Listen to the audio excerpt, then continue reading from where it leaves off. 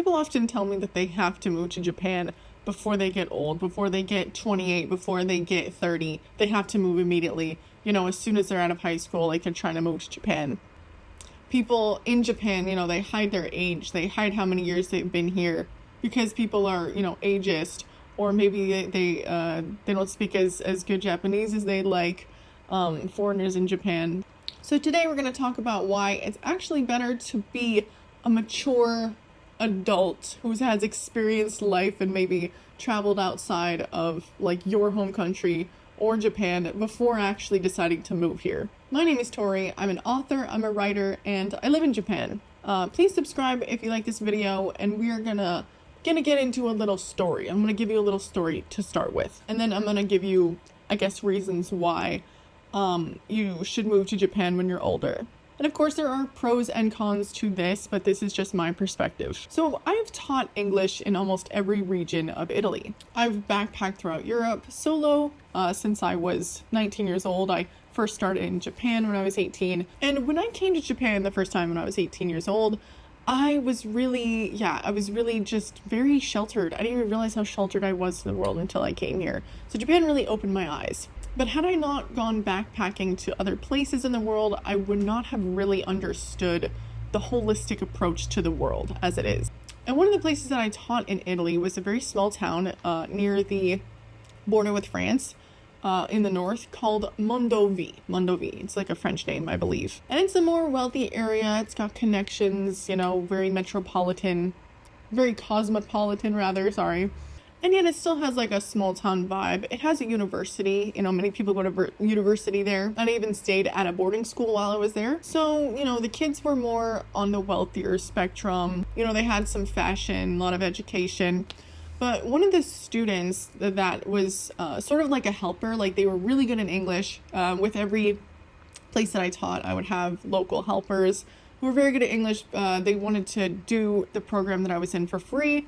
And just like help the teachers like control the classroom and so on. And if kids had any questions, they could ask these people because it was supposed to be an immersive learning experience. So I couldn't really use my Italian in class. So this older Italian boy, we'll call him Matteo. He is very tall, like he looks a lot older for his age. He was about 17, 18 years old. He was very, I would say, more disheveled, like didn't really care about his appearance very much. But he was very intelligent, very smart. He spoke English very well. He even spoke English with a very accurate British accent because he watched a lot of British things. As a matter of fact, he loved England. He loved the UK a lot, to the point where when my students would say things like water, repeat what I would say, water, he'd say, no, it's not water. It's water. Say it right, he'd say.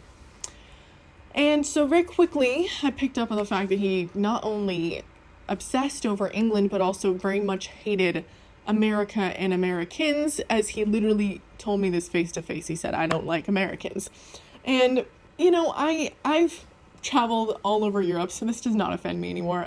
When people straight up to my face say, I don't like Americans, it doesn't really mean anything to me, because most of the time people don't really have never been to America, have never interacted with Americans very much. But while he hated America, loved England, he also loved Japan, and hated Italy. And he is literally Italian. So he had a lot of contradictions going on, And when I would talk to him about it, when I would ask him hey, what is it that you don't like about America? What do you know about America that since you've never been, what do you know about America that you don't like? And he'd say reasonable things like, the government, or they interact with the world poorly, their foreign policy is not good, versus England, they're very proper, they have really good manners, and their government's good. And I'd say, okay, well, you're Italian, buddy, you say you hate Italians, but you're Italian, are you not good? Are you a representation of your government if you think that your government's not good, which he did say. And he wouldn't answer. And I'm like, well, okay, what do you like about Japan? What do you like about Japan? And he's like, I'm gonna move there, I'm gonna speak Japanese, I'm gonna they're gonna accept me because people don't accept me here in Italy. And I'm like, well, Matteo, you don't really have a lot of experiencing and understanding what Japan is. Like, all the things that he would talk about, whether it was Italy, Japan, America, whatever, he would just regurgitate stereotypes that he like learned online or something. And even though like Italy is part of, the European Union, they're in this northern like some village, he is still in this bubble of not experiencing things, very closed-minded, closed off to the world, and he has this idea of what things are, what's been stereotyped, and he's like, I'm gonna follow that. And Japanese people will accept me because I'm proper and I'm gonna speak Japanese. So I'll be accepted as part of this society because my own society rejects me. And it was really sad because I could tell that like his there was this bit of self-loathing in his motives. And his dream was to just like graduate high school, move to Japan. And I'm not even sure if he did that or not. But yeah, his understanding of the world, even in an area that has a lot of different things going on in it, was so little, so shallow. It was as shallow as a pond after a light drizzle, like totally surface level. And I realized like that is so universal to children everywhere, to young adults everywhere. We're just starting. We've just graduated from our society, and now we're going to move on to a different society. And if you have only experienced one society, or even two, you may really only have those two to balance off of. And when it comes to Japan, yeah, it's already a pretty intense bubble here. If you come to Japan, you can definitely feel like it's the only place in the world.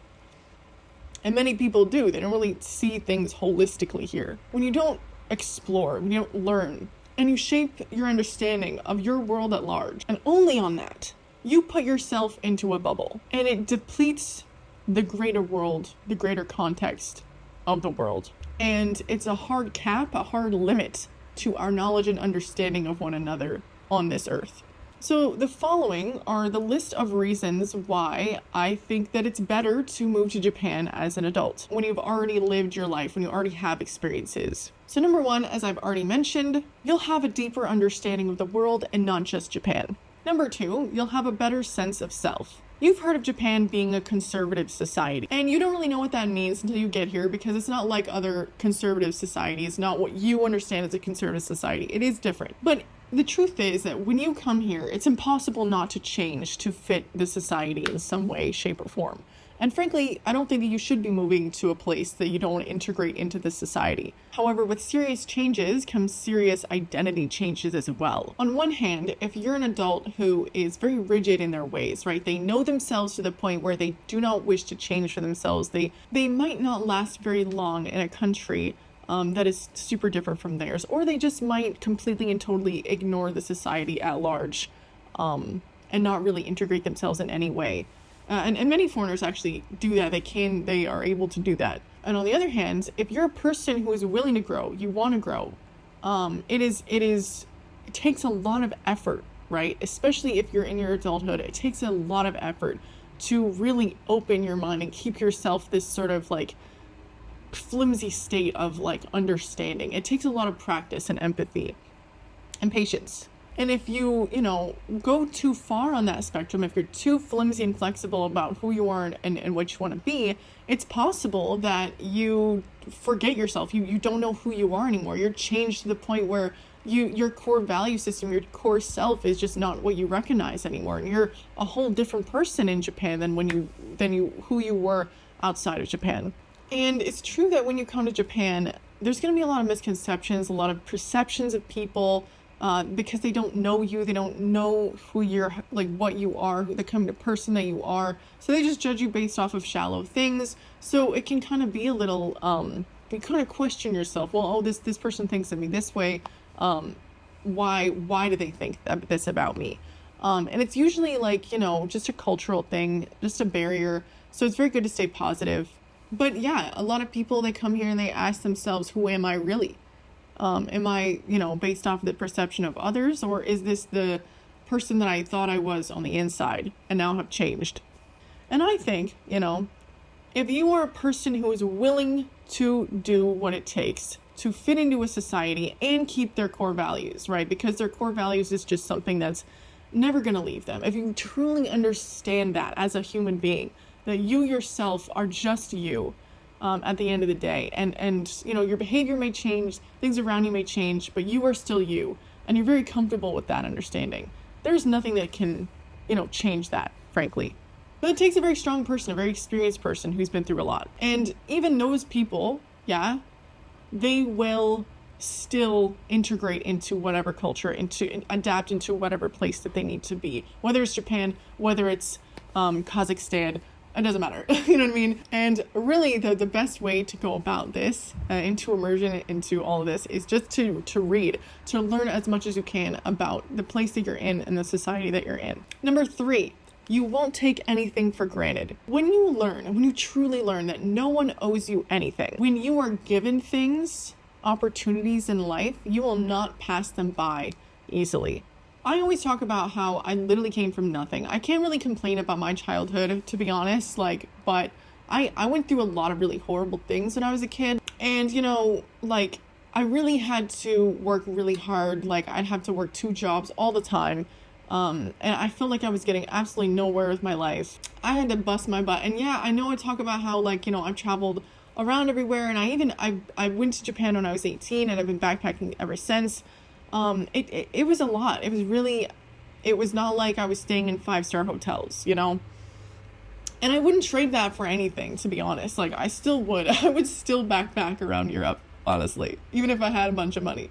And I've been insanely lucky over the years. I've been insanely blessed, despite, just working my butt off. And I'm not even saying that I worked harder than most people. I think most people around me are what kept me going, because I see everybody else, working their butt off, busting their butt. And I'm like, let me also elevate myself to that level. So when I went to college, I graduated summa cum laude. And I think, and I realized that, there's no opportunity that I will not take, that I will take for granted. And being grateful and knowing your place, knowing yourself and your society is so important. And it's important to know outside of Japan, it's important to know inside of Japan. And I think some of you, when I said that last time, thought oh, my place is beneath people. That's not what I mean. That is not what I mean. When I say know your place, I don't mean you're beneath people. That's not it. If I hadn't have worked my butt off, worked 2 jobs, constantly, just always working, always busting my butt, maybe listening to about Japanese work culture would have really intimidated me. Maybe the rumors of being discriminated against and so on would have really stopped me from coming to Japan had I not already experienced prejudice and discrimination. And me personally, I've always had to deal with this sort of prejudice. Because I don't look my ethnicity, so many people just assume things about me, but it doesn't change who I am. I have a very strong sense of self. None of the really top things that people talk about in Japan have ever really stopped me from wanting to not live here, if that makes sense. Some of the things that some people can't bear here, I have experienced in a different form elsewhere. And it's because I'm an adult, right? I have been very privileged to experience the best and the worst in humanity. So I know where the limits are, what I'm missing out on, and what I could be doing better for myself. I know how some people live in Atlanta, and I know this mindset that people have, that they don't understand that they deserve better for themselves, and that lives inside me. If I hadn't have really understood that being in Atlanta, I don't know how I would think being in Japan. And I see how some European and Japanese people complain about certain things, certain aspects of their life. Nothing that they complain about is not something that Americans deal with 4 times over. And specifically where I'm from, this is not necessarily conducive to all of America, the things that I've been through in America, but from my city, it's extremely sad. And it's not like we have Mount Fuji or the Italian Riviera to take a break from it all, In fact, one of my favorite spots in Georgia was this bouldering field. I'm a climber. I like to climb. So we have this beautiful bouldering field, a lot of beautiful nature in Georgia. And I went there for my birthday and I was almost shot. And that's a whole different story, but like I'm telling you, like you just can't have any nice places. It's quite sad. But really what I'm trying to get at is there really isn't any experience that isn't worth experiencing. So yeah, don't take any experience in life for granted. But it's true that if I had come to Japan earlier, if say I went to college here, which I would have loved to do, but I couldn't afford it. And it's not like I wasn't smart enough, I just didn't have money. If I had done that, maybe I would, speak better Japanese and I would understand the culture a bit more. But that just didn't happen. So I'm not going to sit here and cry about it, frankly.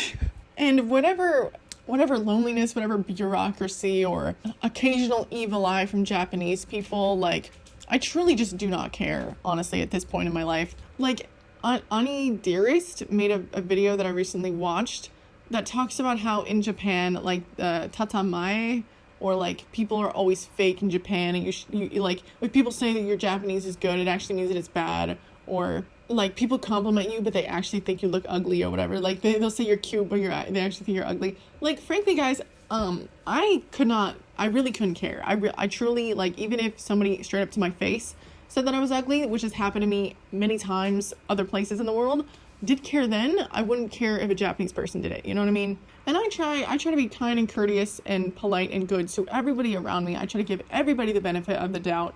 Whether you're a random member of the public or somebody that I know, I really do my best, okay? But yeah, I just can't be caring about what every single person thinks of me all the time. And if I give somebody the benefit of the doubt and they don't do the same to me, like, what am I supposed to do? Like, that's not on me. What am I, like, I can't choose what people do, And that brings me to my next point, yeah? You will not be offended so easily when you know yourself and you've had experience and, you're older. Being mature, you just get thicker skin. You really do. As I previously explained. So listen, Japanese people are spoiled. Okay, it's true. I'm spoiled in Japan. And when you're spoiled, little things can get kind of annoying. You go into a store, for example, and you're used to the staff coming up to you because of great customer service, and then one day you go into a store and nobody comes up to you. You're like, this is horrible. Yeah? If you're like me, and you're so used to bad service, it doesn't matter. It really does not matter, like, frankly. Or even if you're just like, you're at a restaurant and people give you the evil eye, the weird stare. Shit, you could be out in public. I remember one time I was literally walking just like, la la la, minding my own business. And this lady just straight up scoffed at me, like full on like Kyoto scoffed at me. And I don't know her. She doesn't know me. If she wants to give out that energy and expel that negativity, that's on her.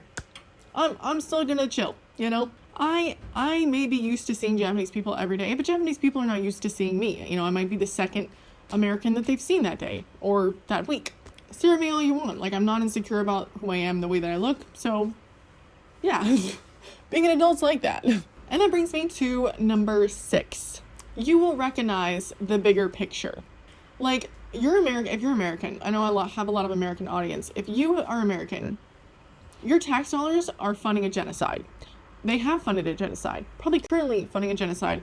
And ethnic cleansing, like right now. There is more to life than the little things, than 30-second YouTube videos telling you that you can't eat in public or whatever, or talk on the train. And when you learn things, when you're educated about the world, the bigger picture, then someone not liking you, then just momentary little dumb things are literally like so ineffectual to your state of being. And when you open yourself up to empathy and understanding, and you give people the benefit of the doubt, you keep an open mind, right? You have understanding instead of jumping into negativity. You understand that people have their own feelings. They have their own, like, misunderstanding or whatever, and that's on them. Like, I've said this before, I can't lord my understanding, my education, my experience over people. I can't do that. Like, what right do I have to do that? And I can wish for people to be empathetic and understanding, but I know that not everyone will be. And that's not to say that I'm going to let everyone just walk all over me and like take advantage of me, but I'm not going to be afraid of that. I'm still going to be open-minded and give people the benefit of the doubt. And when you keep your heart and your soul and your mind open to learning new things, being a better person, understanding individuals, then you are the kind of person that you will be good no matter where you are. The random inevitable discomfort that you will experience when you travel, it will not bother you so much. Like, you will get used to it. That's what experience does over time. You just realize that, you know, discomfort and awkwardness, it's part of the game. It's part of it, you know? It's part of life. And I'm so grateful to be living this life. I really, really love it here in Japan. I really, really do. And I encourage all of you to dream big and to just go for it. Just do whatever the fuck you want. Keep learning, keep exploring, keep your heart and your mind open. And if you are that kind of person, we are besties. We're best friends. You have to subscribe and you have to tell me all about yourself in the comments, please. Tell me about your day. How's your mom? What's going on at work? I love reading my comments. I love like interacting with you guys. So please comment on my YouTube channel and of course like and subscribe it as well so I can reach more people. So now that you've made it to the end of this video and you've liked, subscribe, and comment, thank you. Okay, because my manager over here tells me that if you don't do that, he'll send me out to the sea, to the ocean. Okay, we're in Japan, we're on an island. He'll send me out there. And guys, I can't sail. I'll end up in Australia and they have spiders. They have big spiders and I can't do that. Okay, there's already big spiders in Japan. Okay, can't do that. I can't do Australian spiders because they'll actually eat me. They'll eat me there. So please subscribe, like, comment. Thank you guys so much. And I'll see you next week, next time. Mwah.